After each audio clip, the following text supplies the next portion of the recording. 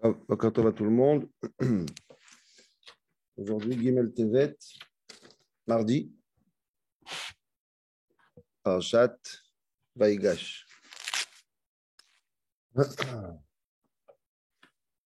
Ok, je voudrais lire,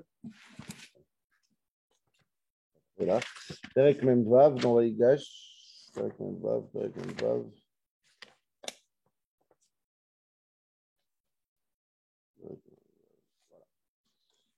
Perek Memvav. Donc, c'est après que Yosef se fait connaître vers ses frères, etc., etc. Donc, Yaakov maintenant va préparer son départ vers l'Égypte. Okay, si vous voulez faire Shemot, il commence maintenant en vérité. À ce moment-là, d'ailleurs, ça va commencer à dire tous les noms qui vont rentrer en Égypte, mais si vous voulez, historiquement, tout commence à se passer maintenant. Tout le départ vers l'Égypte, toute la galoute, tout commence maintenant. Perek Memvav, c'est là qu'il aurait dû commencer à se faire Shemot. Ok. Donc là, on commence à préparer le départ de Yaakov en Égypte. Et on lit quelques psukim. Vaïssa Israël, Bechol asher lo. Donc Yaakov, il prend la route avec tout ce qu'il a. Vayavo Be'er Hashava. Donc il va de Hebron à Beersheva. Ok, on est d'accord. Qu'est-ce qu'il fait à Beersheva? Vaïsbach zvachim le Elohe aviv Yitzhak. Et à Beersheva, comme son père il a fait des corbanotes là-bas, lui aussi il fait des corbanotes à Beersheva en direction de l'Égypte. Ok, c'est ça qu'on parle aujourd'hui. Soukbet. Yomer Elokim le Israël bemarot alayla. Kadosh Baruch Hu, il va apparaître à Yaakov bemarot alayla, dans une névoie, dans une prophétie, dans un rêve. Ok, on croit que Yaakov il est arrivé simplement au début de son voyage avec l'échelle, avec les anges qui descendent et qui montent. Ici, il y a un autre rêve encore avant d'arriver en Égypte. Vraiment, le même rêve, on dirait Ben Abetarim, Brit Ben Abetarim. Dieu il va apparaître à Yaakov dans le rêve. Yomer Yaakov, Yaakov, Yomer Ineni. Il va appeler Yaakov, Yaakov va dire Ineni. Je suis là. Yomer.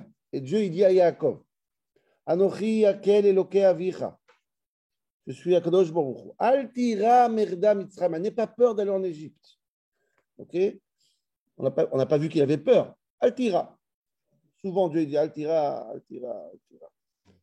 Pourquoi n'aie pas peur? Qu'il est goy gadol asimcha sham. Ne t'inquiète pas d'aller en Égypte, je ferai de tes enfants un peuple énorme.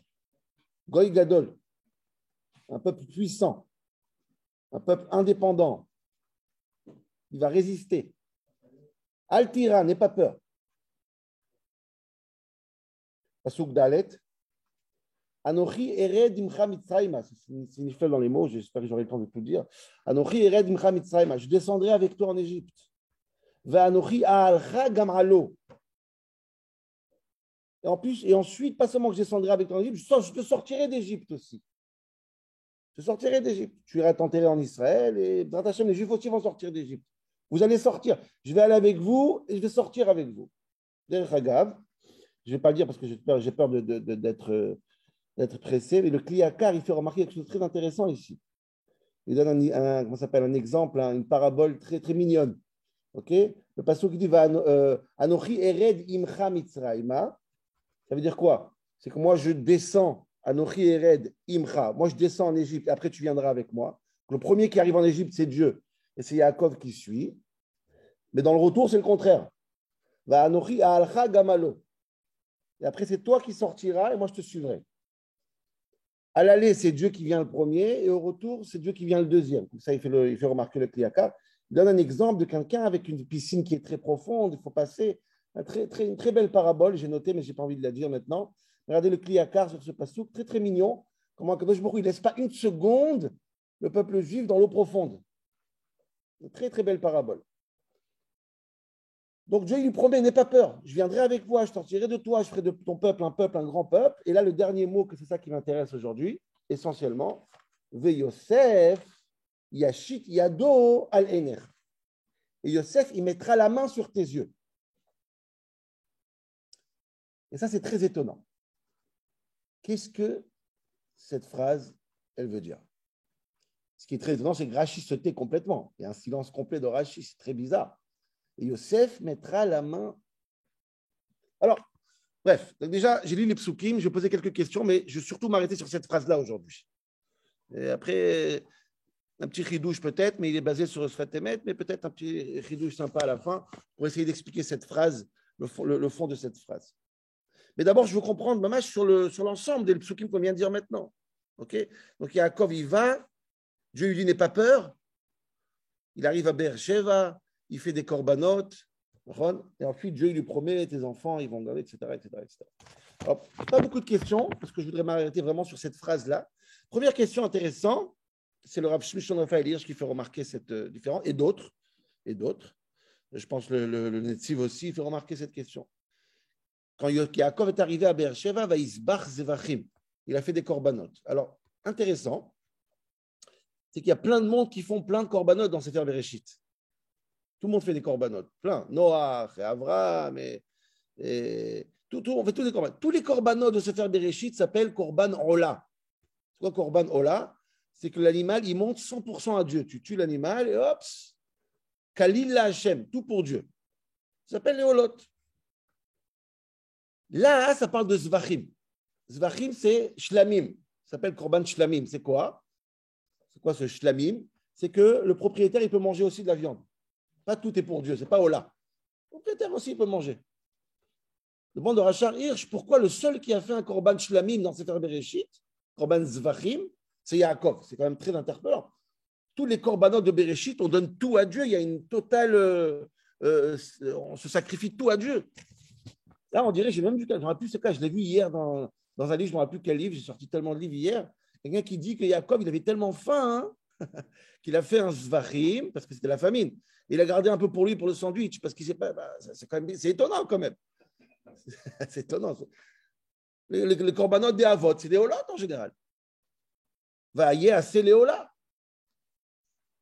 C'est une question que Rachar Hirsch fait remarquer. Deuxième question que Rachar Hirsch et d'autres aussi font remarquer. Là, c'est très intéressant. Le passage qui dit Vayomer Elohim le Israël. Dieu a dit à Yaakov, et Yaakov s'appelle Israël. On a fait remarquer ça la semaine dernière, il y a 2 semaines dans le Shiur. Dieu dit Israël. Dieu a dit à Israël, qu'est-ce qu'il lui a dit? Vayomer Yaakov, Yaakov. Alors, regardez dans le Rachar Hirsch qu'ils ont à la maison, mais c'est très beau comment il explique. On a l'impression qu'on est à Disneyland, dans un grand 8. Dieu a dit à Israël, Yaakov. On passe de haut en... Il y a un grand 8 émotionnel. Des fois, c'est Israël, je comprends. Des fois, c'est Yaakov, je comprends. Israël, c'est toujours les grands idéaux, les grands on a dit, universels, etc. Yaakov, c'est plutôt la galère. Mais là, il y a un passouk qui fait un grand 8. Vayomer li Israël, Yaakov, Yaakov. Qu'est-ce qu'il pense? Il y a quelqu'un où il doit se placer, Yaakov? Tu me parles en tant qu'Israël, c'est différent. Tu me parles en tant que Yaakov, tu me parles en tant qu'Israël. C'est vraiment un grand 8 émotionnel. Ça ne marche pas comme ça en général. C'est très, très cadré en général. Des fois, c'est Israël, des fois, c'est Yaakov. Vayomer l'Israël. 2 fois. Vayomer l'Israël, Yaakov, Yaakov. Vayomer Ineni. Genre, je panique là. Ineni, dis-moi, je fais comment là? T'appelles qui? Je suis prêt, mais juste dis-moi c'est qui? OK? Donc, la deuxième question, je comprends, c'est quoi Israël et Yaakov? Troisième question, c'est une question que tous les Mefarshim, je vous invite à regarder l'Or HaChaim HaKadosh, qui est nifla sur ça aussi. Qu'est-ce qu'il a peur, Yaakov? C'est très, très intéressant. Quelle est la peur de Yaakov, Bémet? Altira, Yaakov. Dieu dit Altira. Ma'aparat, qu'est-ce qu'il a peur? Qu'est-ce qui l'inquiète? Le Netziv, je pense, il dit ici que Yaakov, il prend la route tout seul avant même que Dieu lui dise Altira. C'est-à-dire qu'Yaakov, il est préparé. Il y a Brit Ben Abetarim. Yaakov, il sait que ça va se passer. Il sait que c'est son sort, c'est l'Égypte. Tout est clair déjà. C'est quoi cette panique-là, tout d'un coup? Altira, Makara, Maoumitiare, tous les Mefarshim, ils parlent de ça. Ce n'est pas une grande question, mais il faut comprendre. Quelle est cette peur? Qu'est-ce qui l'inquiète plus que ça? Tout était clair. Au contraire, maintenant, ton fils, il est vivant. Tu attendais ça toute ta vie. Tu vas rencontrer ton fils. Quelle peur? S'il y a un moment où tu ne dois plus avoir peur, c'est maintenant, sauf. Altira. OK?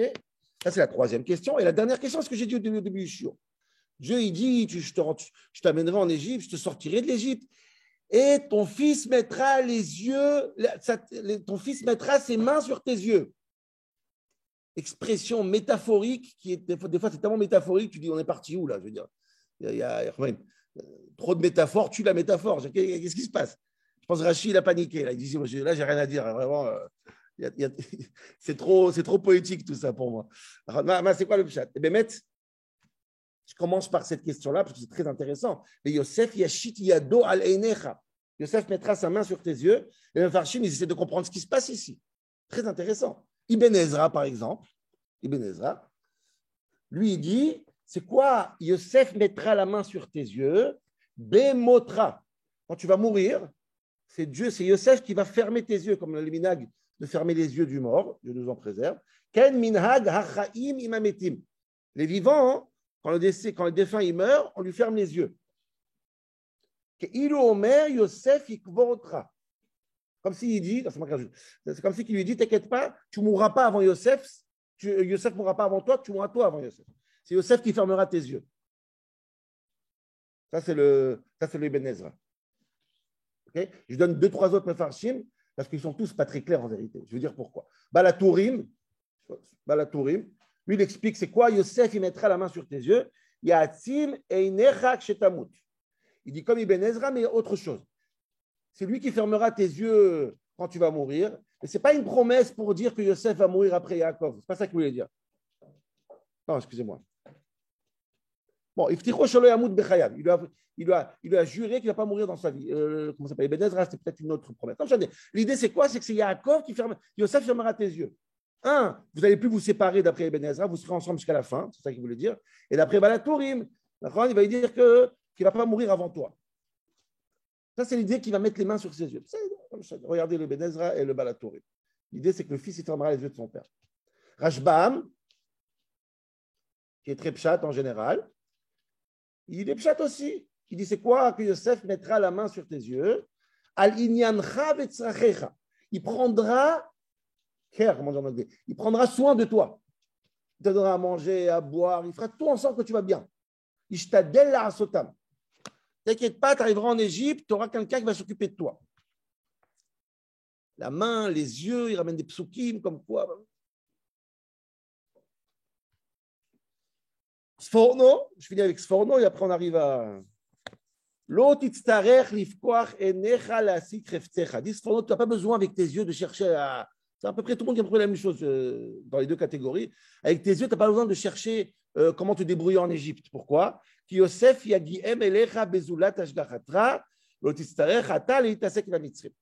n'as aucun Bezrat Hashem, tu ne vas même pas avoir affaire avec les Égyptiens. C'est Yosef qui fait tout. Tu n'as pas besoin avec tes yeux chercher comment te débrouiller et aller séduire l'un ou l'autre. Yosef s'occupe de tout, tu restes. Tu n'as même pas à dire bonjour aux Égyptiens. Tu es enfermé dans ta maison, tes yeux sont sur la Gemara et Yosef il s'occupe du reste. Les Égyptiens, ils ne sont même pas aptes à te toucher, ils ne te toucheront même pas. C'est Yosef qui fait l'intermédiaire. Altidag. Bon, bref, vous voyez l'idée.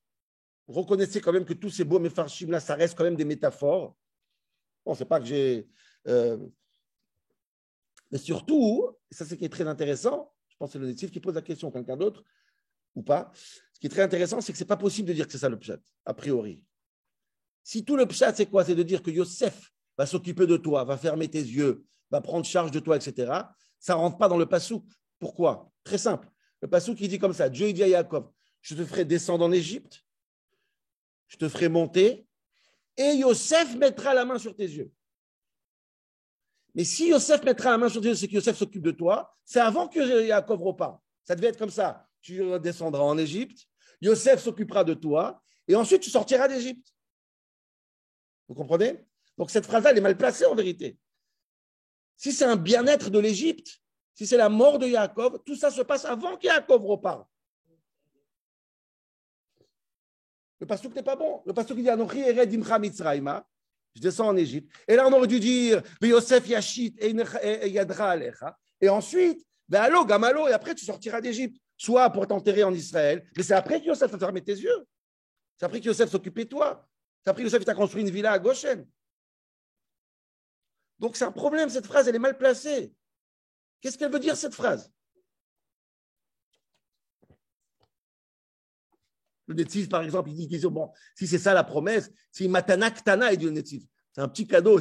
On parle d'un enjeu universel quand même, la galoute, l'Égypte. Mais t'inquiète pas, c'est Youssef qui te fera l'omelette. Bon, c'est un peu réducteur quand même. C'est bizarre. Qu'est-ce que c'est que cette phrase?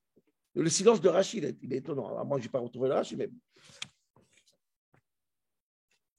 Moi, je pense qu'il faut aller. Je n'ai pas le secret du pshat mamash. Je vais quand même être dans le drash. Mais quand même, il faut dire qu'Ipshuto, Yosef mettra la main sur tes yeux. Mamash, la main sur les yeux. Ce n'est pas la mort. La mort, c'est avant qu'Yaakov repart. C'est quelque chose d'autre. Yosef mettra la main sur les yeux. Ça vient calmer une peur incroyable que Yaakov il a. C'est une peur qu'on verra tout de suite. Alors, il est 18. Il y a plein de mefarshim. Je voulais ramener deux mefarshim très mémorables. Je ne sais pas si j'aurai le temps de dire après mon pirouche à moi aussi. Il y a une symbolique profonde. Ouais. Il y a deux mefarshim que je voulais ramener. Je vais essayer de dire très court. Je vous invite encore une fois. Je vais faire la photo et je vais le mettre dans le groupe WhatsApp. Ah, entre parenthèses, ceux qui me suivent encore maintenant, l'équipe qui s'occupe de YouTube a demandé que je dise de ceux qui peuvent s'abonner sur la chaîne de le faire. C'est bon, j'ai fait mon devoir. Il faut appuyer sur le bleu, sur la cloche. On est à 461 abonnés, il faut arriver à 500. Et après, on fait un shiur spécial sur le chiffre 500. Donc, alors, on perd du temps. Ktav HaKabbalah. Alors, le Ktav HaKabbalah, juste donne. C'est intéressant, le Ktav HaKabbalah, un des grands farshim sur la Torah.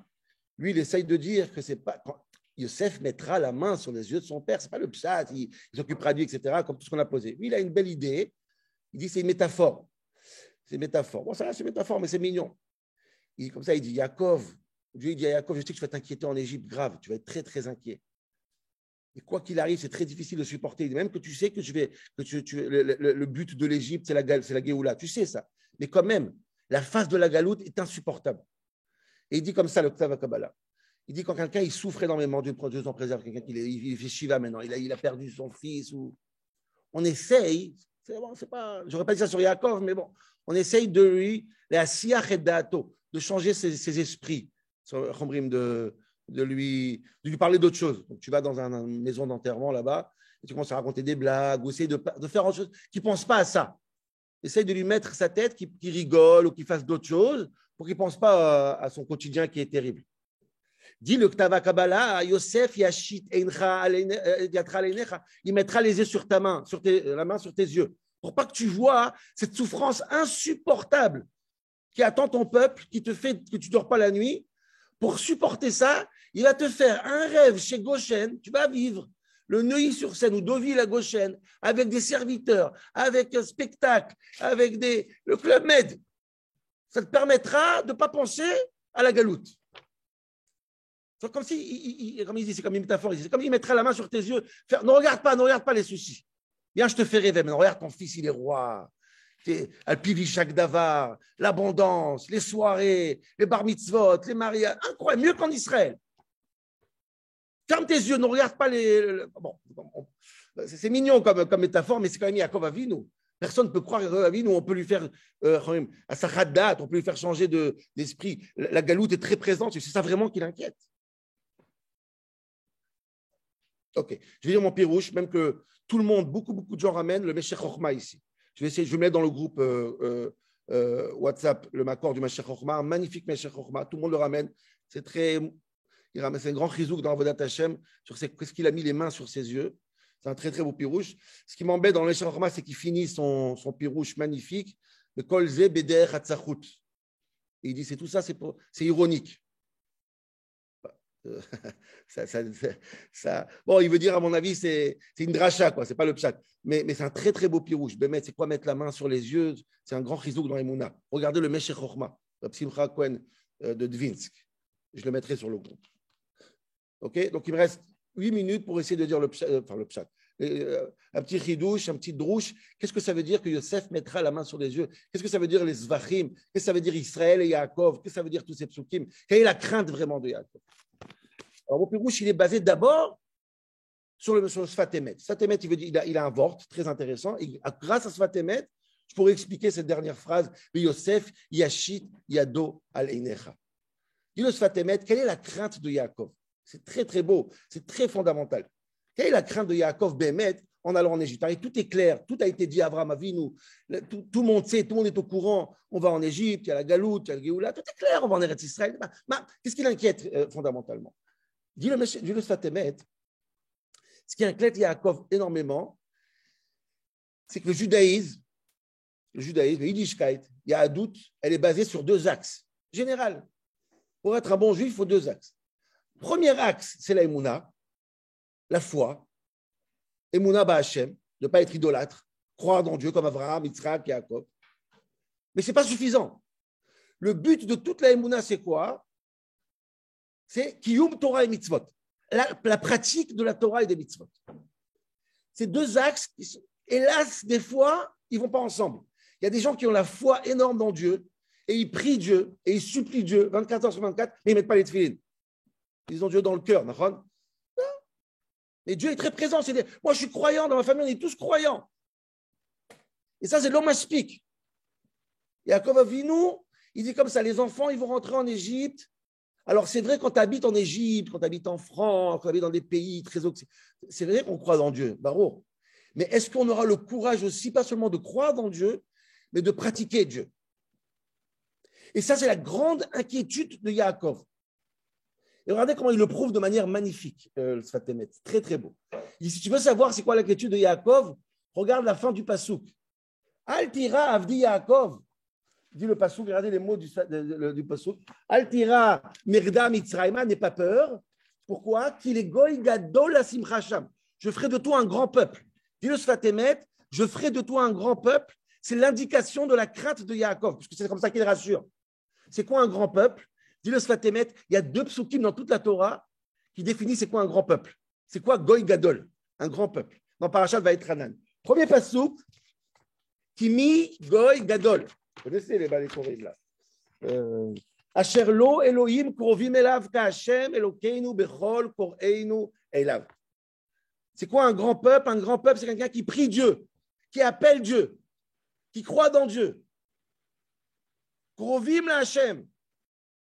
Ça, c'est un Goy Gadol. Et Dieu dit à Yaakov, t'inquiète pas, ton peuple sera un peuple de Baalé Tfila. Ils vont prier Dieu, ils vont croire en Dieu, t'inquiète pas, même en Égypte. Oui, mais ça ne me suffit pas. Il me faut la deuxième définition de Goy Gadol. Et Dieu se fait émettre, le passouk d'après dans Vaïtranan, ou mi Goy Gadol asherlo, chukim ou mishpatim tzadikim kechol la Torah azot. J'ai besoin d'un Goy Gadol, un peuple, pas seulement un peuple de foi. Le peuple de foi, sans l'action, ça c'est les catholiques. Il y a la foi, il n'y a pas l'action. Chez nous, il faut quoi un Goy Gadol? Chukim ou mishpatim et Torah. J'ai besoin de ces deux axes. Et Akadosh Baruch Hu, il rassure Yaakov, comme ça il dit se fait émettre. Et il lui dit, t'inquiète pas. Anochi erda mitzrayma, je descendrai en Égypte, c'est-à-dire quoi? Je serai présent chez les Juifs. Shrinta begaluta, je serai là, ils vont me prier. Ils vont prier en Égypte, t'inquiète pas, ils vont prier. Itzaku el Hashem, ils vont prier. Et deuxième axe, je sortirai d'Égypte. C'est-à-dire quoi, je sortirai d'Égypte? Qu'est-ce qui se passe quand ça? Yatzat mitzrayim ta'avdun et Elohim al har. C'est quand vous sortirez d'Égypte, vous allez quoi? Vous allez recevoir la Torah. Donc Dieu, d'après le Sfatemet, c'est ça ce pirouche, il rassure Yaakov sur ces deux axes. Le premier Goy Gadol, ça sera en rentrant en Égypte, la tzara, les soucis, la galoute, à faire en sorte que les Juifs vont prier. Donc il y a la tfila, il y a la foi, il y a la émouna. Le deuxième axe, c'est la sortie d'Égypte. On arrivera à Matan Torah et ils vont recevoir la Torah. Ne t'inquiète pas. Ça, c'est le pirouche du Sfatemet. Si ça, c'est le Sfatemet, si c'est le pshat, alors je pense que c'est exactement ce que Dieu il lui dit. De Yosef, Yashit, Yadecha, Aleinecha. Et Yosef mettra la main sur tes yeux. Je pense que cette phrase-là, c'est tout le Sfatemet. Pourquoi? J'explique. J'explique en 4 minutes. Il y a une halakha dans Shulchan Aruch. En Siman Samer Aleph, Ilchot Kriyat Shema, quand tu fais Kriyat Shema, il y a marqué Noagim liten yedehem al penehem bi kriyat pasuk rishon. On a l'habitude de mettre la main sur les yeux quand on fait Kriyat Shema. C'est une halakha. Il y a une erreur que pas mal font, je ne vais pas rentrer dans ça encore très longtemps, c'est que les gens pensent qu'il faut fermer les yeux pendant Kriyat Shema. Il n'y a pas marqué qu'il faut fermer les yeux, il y a marqué qu'il faut mettre la main. Pourquoi on met la main? Du Shulchan Aruch pour pas qu'on soit déconcentré et on regarde autre chose. Ok. Pourquoi on ne met pas la main dans l'Amida? Pourquoi on ne met pas la main dans le Ptach et Yadecha aussi? Il faut avoir une vraie kavana. faut être très concentré. Qu'est-ce qui se passe dans Shema Israël? Shema Israël, comme ça la Gemara dit dans Brachot aussi, très spécial. Les yeux restent ouverts et la main couvre les yeux. Rabbi Yonah dit que quand on fait Kriyat Shema, il faut penser que Dieu il est le maître du monde, à droite, à gauche, en haut, en bas.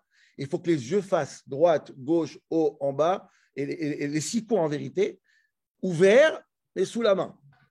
Très intéressant. C'est ça le Shema Israël. Tu ouvres les mains. Il y en a qui disent que comme on a peur qu'on se moque de nous, c'est pour ça qu'on couvre les yeux. Mais avec les yeux, il faut faire droite, gauche, en haut, en bas. Matamala, Yemin, Small. Ça, c'est la halakha de Kriyat Shema. Quelle est la raison? Quelle est la raison qu'on regarde, les yeux sont ouverts et on met la main quand même? Dans la Hamida ou dans le Hachri, etc., ça suffit de regarder le sidour et d'être concentré. Vous savez le pouce qui me dit, il ne faut pas changer, il ne faut pas enlever les yeux du sidour. Là, il y a quelque chose, il y a la main sur les yeux. Kriyat Shema Rabotai, c'est Kabbalat Ol Malchut Shamayim. Tu reçois Dieu sur toi. Et pour recevoir Dieu sur toi, il y a 2 axes du Sfat Emet. D'abord, les yeux, c'est la marshava. Les yeux, c'est la emuna. Les yeux, c'est le cœur. Les yeux, c'est la shkafa. Les yeux, c'est ce qui se passe dans ta tête. Dans les yeux, tu dois croire que Kadosh Baruch Hu est le maître du monde, en haut, en bas, à droite, à gauche, devant, derrière. Mais ce n'est pas suffisant. Il faut que la main, l'action, elle vient sur les yeux. Ne ferme pas les yeux. Mais il faut que ça soit accompagné de la main. Si la main n'est pas accompagnée aux yeux, alors c'est une autre religion. C'est pour ça qu'il a dit le Shulchan Aruch, tous les matins, quand tu reçois Kriyat Shema, il faut mettre la main aux yeux. Pas couvrir les yeux, fermer les yeux. Accompagner la main aux yeux. Une main qui n'est pas accompagnée des yeux qui ne sont pas accompagnés d'une main, t'es un goy gadol, tu n'es pas 2 goy gadol.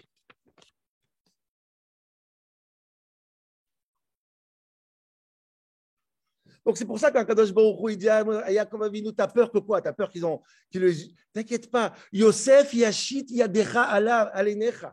Yosef mettra la main sur tes yeux. Tu verras que Yosef, pas seulement qu'il a la Emouna en Égypte, il a aussi la main. D'ailleurs, c'est tellement beau parce que la première chose que Yaakov fera quand il rencontrera Yosef, c'est quoi? Shema Israël, Hashem Elokeinu, Hashem Echad. Comme pour confirmer cette idée. En Égypte, le peuple juif sera un peuple de foi et un peuple d'action. Les Chinois et les Voucha, ils ne vont pas changer leur langue, ils ne vont pas changer leur. Ce sera mamash la main et les yeux. Le Shema Israël par excellence. Et c'est pour ça qu'Akadosh Baruch Hu dit, Vayomer El Israël, il appelle Israël, Vayomer Yaakov, le grand oui du Rachar Hirsch. Parce que Israël, c'est les idéaux. Israël, c'est la Emouna. Israël, c'est proche de Dieu. Krovim Elav. Mais Yaakov, c'est le Tachles. Maaseh Bepol. Vayomer l'Israël, Yaakov. Il faut les yeux et il faut la main. Ça, c'est Kabbalatol Malchut Shamayim. C'est pour ça qu'on mange le korban aussi. C'est shlamim. C'est pas Ola complètement Hachem. Ça, c'est les spirituels. Il faut manger le korban. Chukim ou mishpatim, tachles. Et c'est la meilleure chose que Dieu peut rassurer à Yaakov. Mais Yosef, Yashit, Yadecha al Einecha. T'inquiète pas, il y aura Goy Gadol et Goy Gadol. Et une fois que j'ai fini ce pirouche, je pense que c'est mignon, je découvre un match ce matin, je suis me fait découvrir ce matin, qu'on ramène le Zohar HaKadosh. Okay? Le Zohar HaKadosh, il a 3 mots sur ce passou. Écoutez bien. Yosef Yashit Yadecha Aleinecha, dit le Zohar HaKadosh, écoutez bien la phrase, comme si on me donnait un cadeau d'anniversaire. Dit le Zohar HaKadosh. Le Zohar, il y a beaucoup de.